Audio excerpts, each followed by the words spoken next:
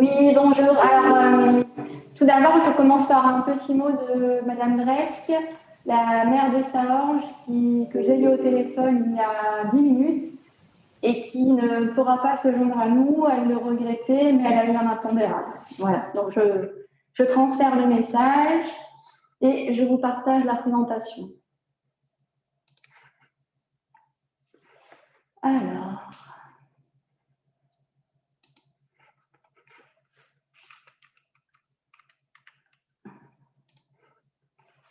Voici donc ce que je propose, c'est tout d'abord de vous présenter les différents points à l'ordre du jour. Et ensuite, je passerai sûrement la parole à Monsieur Nory pour la question du protocole opérationnel. Et enfin, nous vous donnerons la parole à tous pour vous permettre de vous exprimer sur les différents points qui vous auront été présentés. Donc, nous sommes réunis aujourd'hui pour la réunion annuelle du comité permanent de coordination du protocole. Un petit rappel sur les rôles et missions de ce comité.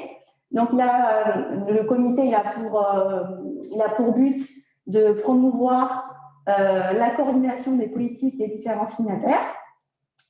Et dans ce cadre, il y a une rencontre annuelle qui est organisée. Cette rencontre, elle est dite rencontre sur l'état du fleuve. Et je rappelle que ces rencontres ne sont pas publiques. C'est la raison pour laquelle nous n'avons pas communiqué le lien de conférence, le lien de la visioconférence à tous les membres, à tous les invités du congrès final de ce matin. Rapidement, un petit point sur les signataires du protocole. Donc, à ce jour, plus ou moins un petit peu plus d'une trentaine de signataires.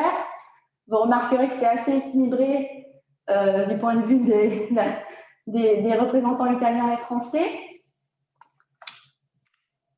Et enfin, donc, également, je voulais vous rappeler ce qui avait été convenu lors du précédent comité permanent qui remonte au 24 septembre 2019.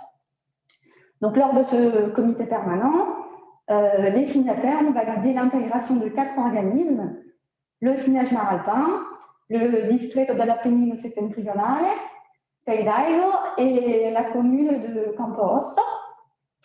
Également, pour information, donc, nous avons à la CARF reçu l'acte, le protocole ratifié des 3 premiers organismes et nous devrions recevoir très prochainement l'acte ratifié par la commune de Camporosso. Nous avons reçu dernièrement, il y a environ 2 ou 3 semaines, une nouvelle demande d'adhésion au protocole, une demande qui nous vient de la société Rivera, et donc objet toujours des débats du jour, c'est également de valider la ratification du protocole par la société Rivera. Autre sujet à l'ordre du jour, mais ensuite je vous laisserai la parole pour vous exprimer sur ces points, ce sont également les actions à prévoir dans les prochains mois. C'est ce qui est prévu pour chaque comité permanent, c'est de se mettre d'accord tous ensemble sur les actions à envisager. Bien entendu, je suppose que ce sera forcément lié aux dégâts qui ont causé par la tempête Alex dernièrement. Et enfin, dernier point à l'ordre du jour, la définition d'un calendrier pour la gouvernance du protocole. Alors, simplement pour vous rappeler que pour faire vivre ce protocole, le protocole prévoit la création de 2 figures différentes, distinctes, le coordinateur et le secrétariat technique. Le coordinateur, pour l'instant, c'est la CARF. La CARF est le coordinateur depuis novembre 2018 et elle s'appuie sur Orlando Pozzai, qui est le secrétaire technique du protocole. Il a été proposé de confier le rôle de coordinateur au Distretto dell'Appennino Settentrionale avec le soutien de la CARF, cette fois non plus comme coordinateur mais comme secrétaire technique. Entre-temps, nous avons appris, comme nous l'a dit M. Borgne, qu'on devrait vraisemblablement bénéficier d'une prolongation. Le projet Concerto va bénéficier d'une prolongation.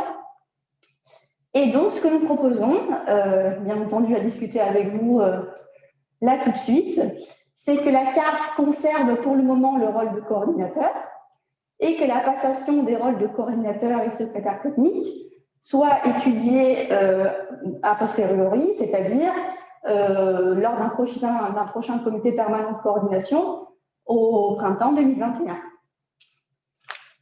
Voilà, donc Rolando, est-ce que je vous redonne la parole ?